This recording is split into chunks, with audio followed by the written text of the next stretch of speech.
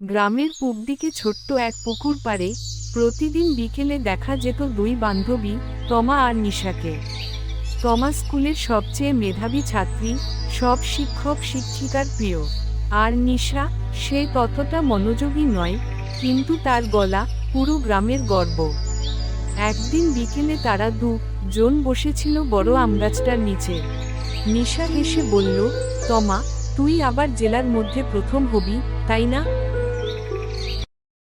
তমা মৃদু হেসে বলল, জানি না রে, আমি তো শুধু চেষ্টা করি। তুইও পারবি, যদি একটু পড়ায় মন দিস। নিশা দীর্ঘশ্বাস ফেলে বলল, পড়ায় মন বসে না তমা।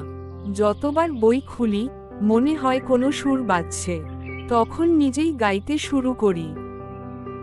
তাদের জনের এই ভিন্ন স্বপ্ন নিয়েও বন্ধুত্বে কোনো ফাটল ধরেনি। বরং তমা সবসময় নিশাকে উৎসাহ দিত। তুই গাই, নিশা, একদিন তোকে টিভিতে দেখব। নিশা হাসত, আর তুই তখন ডাক্তার হবি, আমি তোকে গান শোনাতে যাব হাসপাতালে। এরপর পরন্ত বিকালে তারা নিজেদের গল্প শেষ করে বাড়ির উদ্দেশ্যে মিঠো পথ ধরে রওনা দিল। সন্ধ্যায় বাড়ি ফিরে তমা নিজের ঘরে গিয়ে পড়তে বসে। ওর স্বপ্ন যেহেতু ডাক্তার হবে, তাই পড়াশোনায় ও কিছুতেই অবহেলা করতে চাই না। ওর অদম্য ইচ্ছা ওকে পূরণ করতেই হবে, বাবা মায়ের মুখ উজ্জ্বল করতে হবে, তাছাড়া গ্রামের অসহায় মানুষদের পাশে দাঁড়াতে হবে। অন্যদিকে নিশা নিজের ঘরে নিজের ভবিষ্যতের স্বপ্নে ডুবে গেল। সে নিজেকে স্বপ্নে একটা বড় মঞ্চে গান করতে দেখতে পেল। একদিন স্কুলে সাংস্কৃতিক প্রতিযোগিতা হল। তমা অংশ নিল কুইজে, আর নিশা অংশ নিল গানে। তমা প্রথম হল, নিশাও প্রথম হল নিজের বিভাগে। নিশা সেদিন মঞ্চে রবীন্দ্রসঙ্গীত গেয়েছিল নিজের পছন্দের।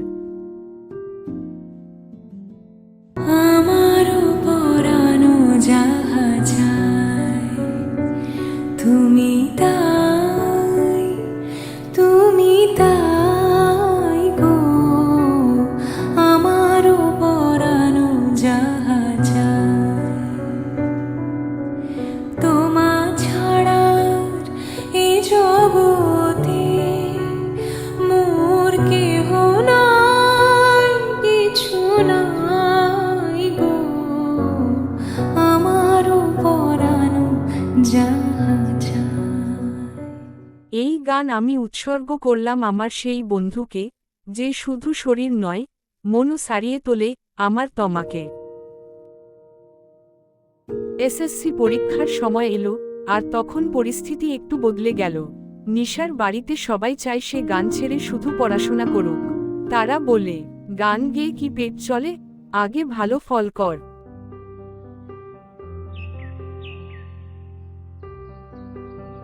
বিকালে তমা গেল নিশার বাড়ি। নিশা নিজের ঘরেই ছিল। তমাকে নিজের ঘরে ঢুকতে দেখে নিশা বিছানায় উঠে বসল। আর দুপুরে মা বাবার বকাবকি, গানে কোনো ভবিষ্যৎ নেই ইত্যাদি দুপুরের সব ঘটনা সে তমাকে বলল, আর ভারাক্রান্ত চোখে তমার দিকে তাকিয়ে রইল। কি রে নিশা, শরীর খারাপ নাকি? এই অবেলায় শুয়ে আছিস যে?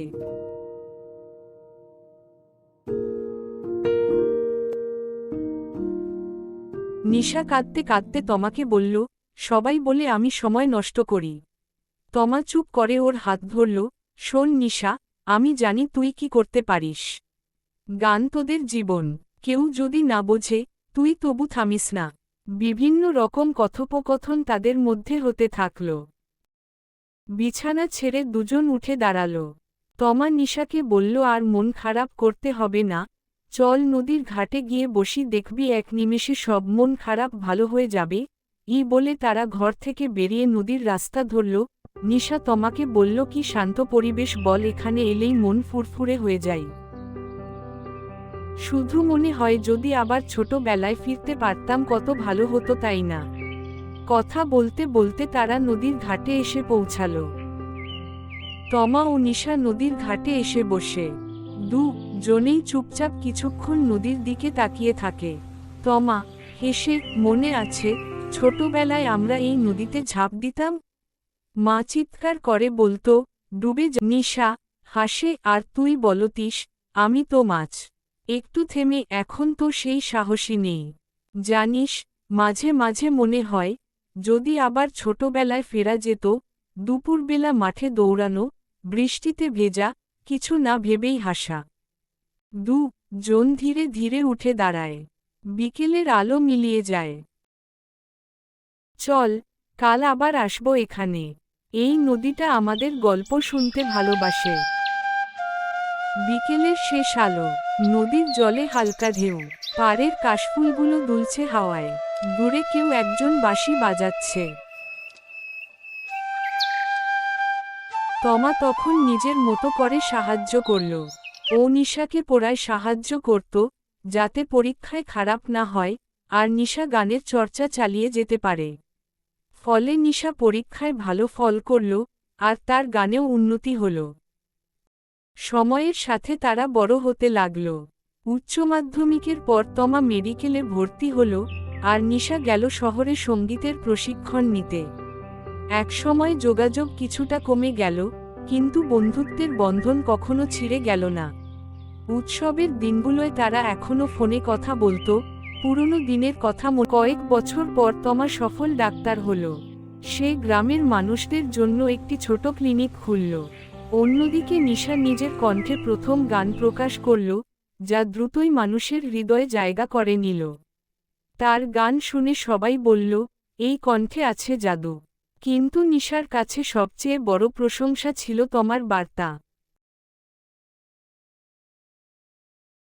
একদিন নিশা শহর থেকে গ্রামে ফিরে এল, ঠিক তমার ক্লিনিকেই এক ছোট সাংস্কৃতিক অনুষ্ঠানের আয়োজন করতে।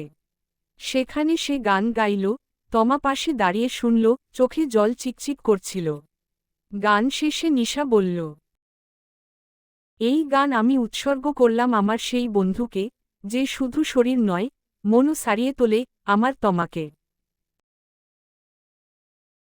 সবাই হাততালি দিল, আর তমা মৃদু হেসে বলল, এর থেকে বড়, আর আমি আমার জীবনের প্রতিটা দিন উৎসর্গ করব সেই মানুষটিকে, যার গান আমাকে বাঁচতে শেখায়। বন্ধুত্ব তখনই সত্যি হয়, যখন আমরা একে অপরের স্বপ্নকে সম্মান করি, সাহায্য করি এবং একসাথে বেড়ে উঠি। আজকের মতো বিদায় বন্ধুরা, দেখা হবে পরের ভিডিওতে। ভালো লাগলে চ্যানেলটি like, comment, share and subscribe করতে ভুলবেন না।